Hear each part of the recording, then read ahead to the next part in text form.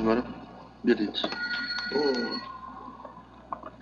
Desde que foi fundado em 1915, né, o Centro Acadêmico de Ouro Preto, que essa entidade passou a ser o clube social da cidade, onde todos os acontecimentos de destaque eram feitos nesse centro acadêmico, que funcionava com a entrada naquela ladeira que sai da rua São José, a igreja São José, que vai lá da igreja São José, lá na República Quitandinha, lá em cima. Que embaixo tem o bar do Januário, depois virou o bar do Nelson, que era o Bar Brasil. E dali saíram os estudantes da Escola de Minas, quando separaram o Centro Acadêmico de Ouro Preto, ficou sendo o Centro Acadêmico da Escola de Minas, e o Centro Acadêmico da Escola de Minas passou para o prédio que estava na esquina aqui da Praça Reinaldo Brito, aqui com a Rua do Paraná, aqui, junto aqui da casa onde nós estamos, aqui da Pocaquara. Bom, então ali se organizou o centro, ali ficou muito amplo, muito bonito, muito bem situado, mobiliado, com poltronas de primeira categoria, e uma discoteca das maiores que havia notícia. As pessoas vinham a Ouro Preto e chegavam no centro acadêmico e ficavam deslumbradas com a discoteca, eram aqueles discos ainda de vinil, né? Aqueles de 78 rotações, e todos organizados, tinha um armário grande, com 3 prateleiras enormes, e os discos estavam de um por um, acolchoados em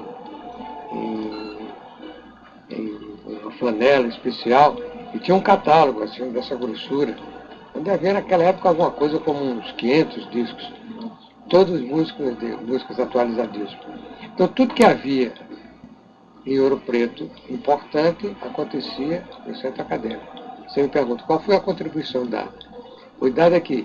Tinha, por exemplo, a festa das debutantes de Ouro Preto, era feito lá. Tinha concertos de pianistas famosos que vinham a Ouro Preto, era lá, tinha um piano, fazia o concerto lá.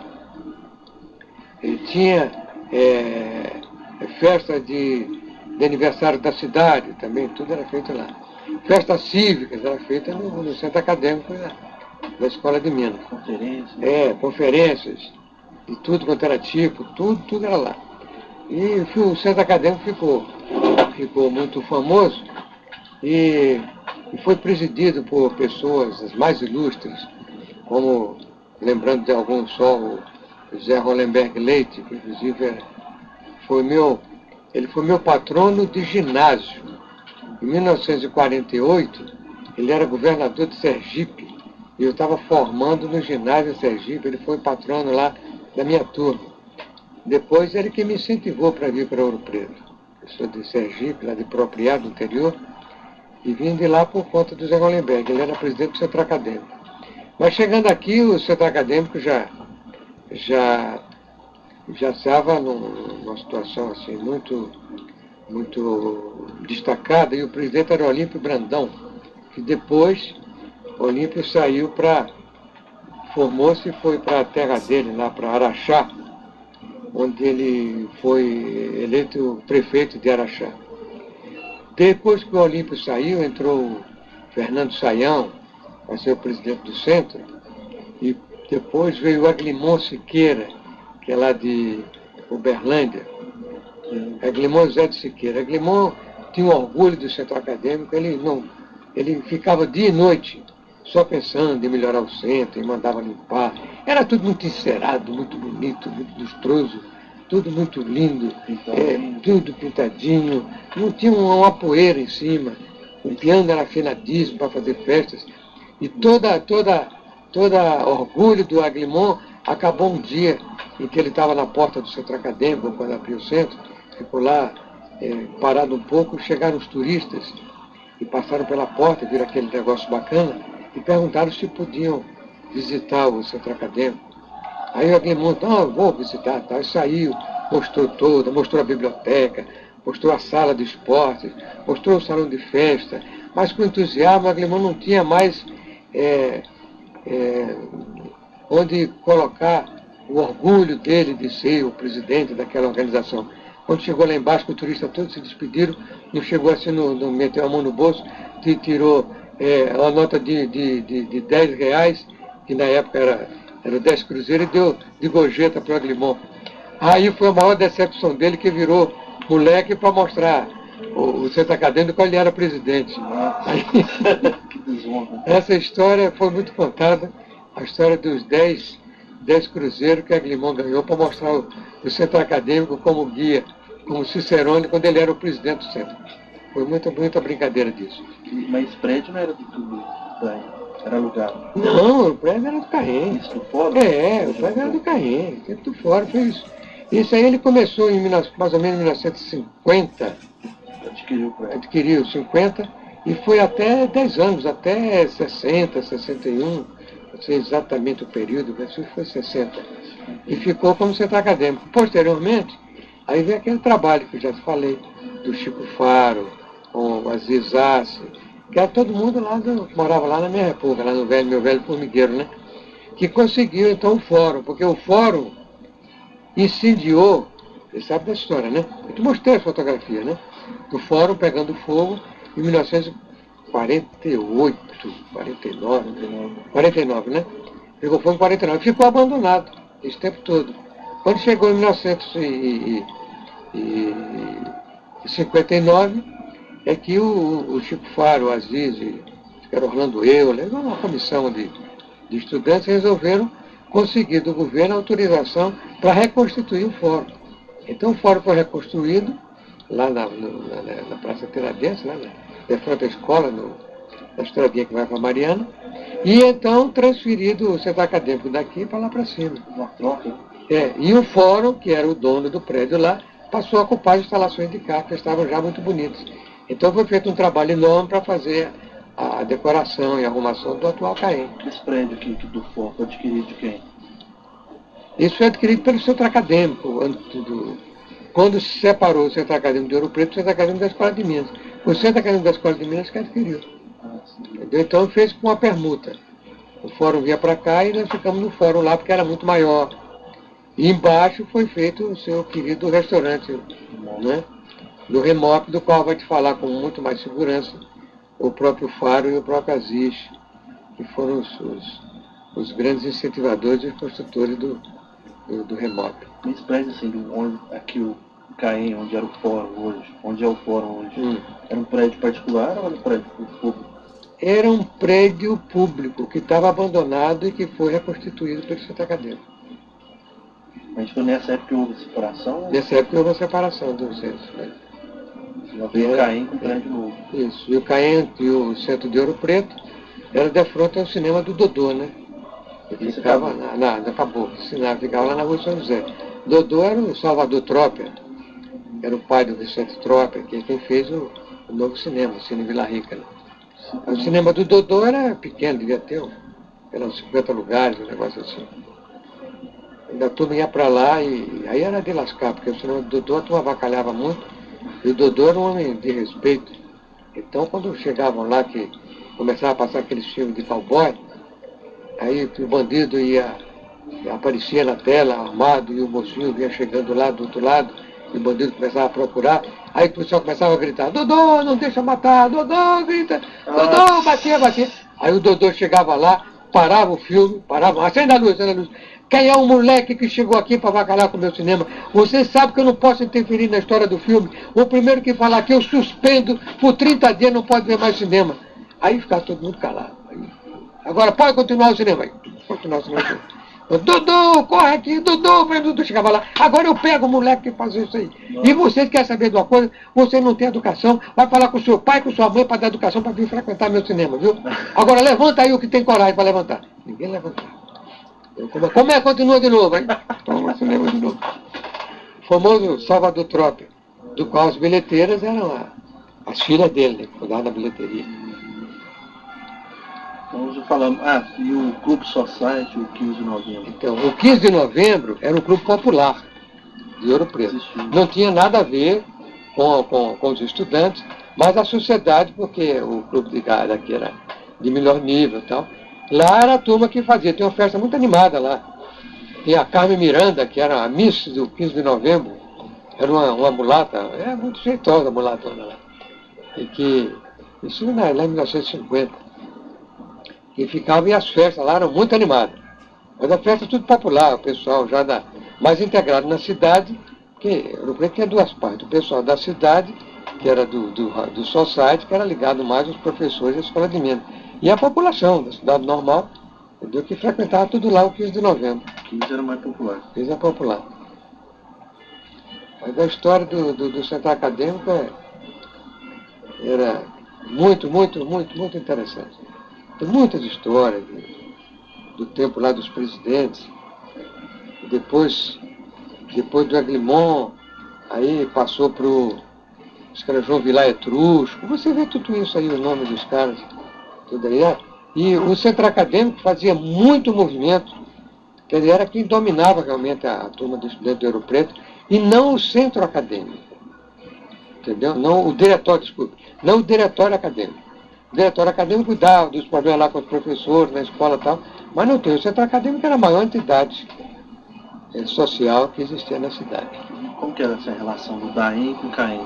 Não, era muito boa, muito boa. Só que um funcionava dentro da própria escola, tinha uma salinha lá dentro, e representava os estudantes, um da UNE, União Nacional dos Estudantes, que era no Rio de Janeiro, ele fazia as reivindicações, fazia as greves. O centro acadêmico cuidava da parte social e mais. Mas trabalhava em conjunto? Trabalhava os dois sempre em conjunto. Você está lendo? Eu participava também do diretório acadêmico, e foi até interessante porque houve uma coisa em Ouro Preto, na Escola de Minas, muito curiosa. É que a escola se resolveu, através do diretório acadêmico, ela era filiada à União Estadual dos Estudantes de Minas Gerais, né? Era sede em Belo Horizonte. E eu fui eleito representante do diretório lá junto à União Estadual de Estudantes. E teve uma coisa curiosíssima, porque pela primeira vez no Brasil, o regime estudantil era, ao invés de ser um regime presidencialista, que se elegia os caras não, era regime de eleição indireta, ou seja, regime parlamentarista. Regime parlamentarista. Isso foi uma inovação, era só em Minas Gerais que havia essa coisa chamada Parlamento dos Estudantes Mineiros, Parlamento Universitário. E lá em 1959, eu como representante de Ouro Preto, eles fizeram lá uma eleição e acabaram quase que me obrigando. Eu não estava muito interessado, mas acabei aceitando ser o presidente do Parlamento Universitário Mineiro. E eu estou lendo aqui no seu livro, muito engraçado, aqui o seguinte, olha, ata da Assembleia Geral Extraordinária aos 13 do mês de março de 1959. Feita a chamada em primeira convocação, verificou-se o número de 145 sócios. Não foi lida a ata da Assembleia anterior por estar o livro de ata da Assembleia em mão de colegas que se encontram em Belo Horizonte. Durante a hora do expediente, o presidente leu uma carta recebida do colega Kleber Farias Pinto, no qual dizia que assumia a presidência do Parlamento Universitário Mineiro. Isso é curioso porque foi pela primeira vez que a Escola de Ouro Preto, a Escola de Minas, assumia a presidência do maior órgão representativo dos estudantes do Estado de Minas Gerais. Aí deu para fazer greve no Estado todo, era uma confusão. Você quer ver um negócio engraçado? Eu fiz muito bons amigos nesse Parlamento dos Estudantes Mineiros. Eu era reaça, ou seja, era de direita, então eu chamava reacionários de direita. E tinha os outros que eram os comunistas. Os comunistas. Bom, então eu era presidente do Parlamento dos Estudantes como reaça, da direita. E tinha o chefe dos comunas, que era o meu principal opositor, que era um cidadão chamado José Paulo Sepúlveda Pertence, que tudo fazia para me desmoralizar, para acabar, para tentar destituir a mesa do parlamento, e nós brigávamos igual gato e cachorro. E eu segurava as pontas e consegui me equilibrar com esse cavalheiro José Paulo Sepúlveda Pertence, que era estudante de direito. Diziam que era um estudante até muito aplicado. Depois eu fui encontrar José Paulo Sepúlveda Pertence, em Brasília, onde eu moro, como simplesmente presidente do Supremo Tribunal Federal, que é a mais alta Corte de Justiça do país. Mas foi uma alegria quando a gente se encontrou e se abraçou e fomos lembrar dos temas que a gente brincava, eu como estudante de engenharia, segurando o cara que era presidente do Supremo Tribunal Federal do Brasil. E, assim, essa entidade tinha alguma ligação com a UNE? Era a que representava, era a União Estadual dos Estudantes. Era a União Estadual dos Estudantes, cujo sistema de representação era através do parlamento. Posteriormente, depois que eu terminei a presidência do parlamento, eu fui presidir a União Estadual dos Estudantes, que era que ligada à UNE lá no Rio de Janeiro. Eram duas entidades. Eram duas entidades. Uma é cuidar da parte legislativa, outra é da parte executiva. Então eu fui presidente do parlamento, depois presidente da União Estadual dos Estudantes, UEE, substituindo um colega de Belo Horizonte chamado Eliovaldo Perucheta. Eu tenho muita história a contar. Esse Kleber fez muita rolo aqui em Ouro Preto, fez muita agitação na área política, na área, principalmente a que eu mais gostava da área de serenata, era negócio de roubar galinha, isso era que eu gostava mais aí. E acabei sendo preso porque roubei um porco aí, mas é uma história meio complicada. Tá no livro. Né? Tá no livro. Mas assim, a sua participação no CAEM, assim, o que te recorda mais? Os momentos, assim. Eu criei lá no CAEM, junto com o Birajara Quarenta Cabral, o Celso Magalhães Gomes, o Reinaldo, um conjunto de música, né? Fizemos Integral de Zero a Infinito e Batuque DX. Então esse conjunto acabou gravando um disco, temos um disco, um long play gravado no Rio de Janeiro, na Odeon. Ele fazia música. E o Centro Acadêmico que contratava músicos, aquelas bandas que tinham por aqui, os conjuntos assim, meio horrívelzinho e tal, do pessoal, para fazer música de bossa nova, tudo lá. E então nós tínhamos o seguinte sistema no Centro Acadêmico. A gente tinha um piano, o centro já tinha um piano, o Celso tocava piano, aí o Reinaldo também tocava piano, depois o Celso saiu do piano, nós tínhamos Celso Magalhães Gomes. Estava aí hoje na reunião da Fundação Você. Depois nós tomamos emprestado uma bateria, e ficou piano e bateria. E precisava de um baixo de cordas. E o Birajara, que era realmente o melhor pianista que a gente teve aqui na nossa escola, queria tocar, mas precisava de um baixo de corda. Então nós fomos lá para Mariana, pedimos emprestado para o arcebispo, que tinha um baixo de corda lá na catedral lá de Mariana, e ele nos emprestou. E ele perguntou para que a gente queria o baixo de corda. Ele falou que era para tocar música sacra. Era nada, era para fazer festa no CAEM.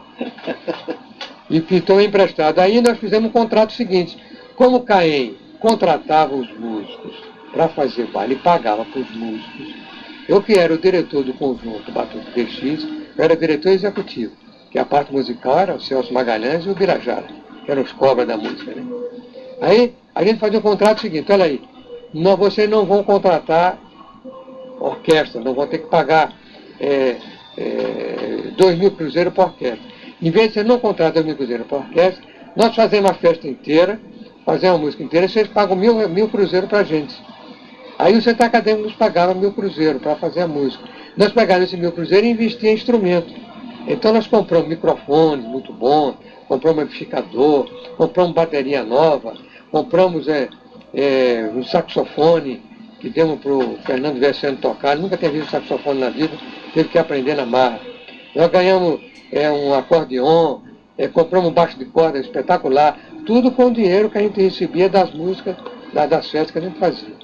Nunca ninguém ganhou nada. E acabamos gravando o disco lá no Rio de Janeiro, que foi regravado agora num CD pelo Birajara, que está aí o quinteto da Escola de Minas. Mandar um pra gente. Bom, eu acho que já te contei muita história já, né? Já, mano, vamos conversar mais. O CAEM, sim, tá querendo reconstruir a história também. O CAEM emprestou esse material justamente para a gente também poder levantar a história dele. Eu vou te prometer que eu vou pedir lá para o pessoal que está recompondo a biblioteca de obra rara para dar uma ajeitada nesse livro de ata aí.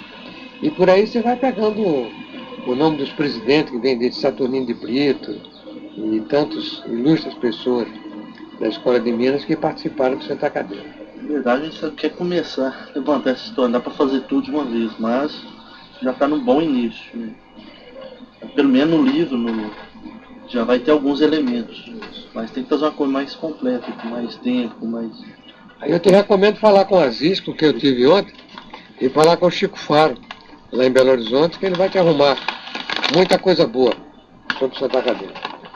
Tá bom? Não. E no mais, você sabe que você conta comigo de manhã, de tarde, de noite e de madrugada, né? Vamos encontrar hoje. Tá bom? Hoje à noite, velho.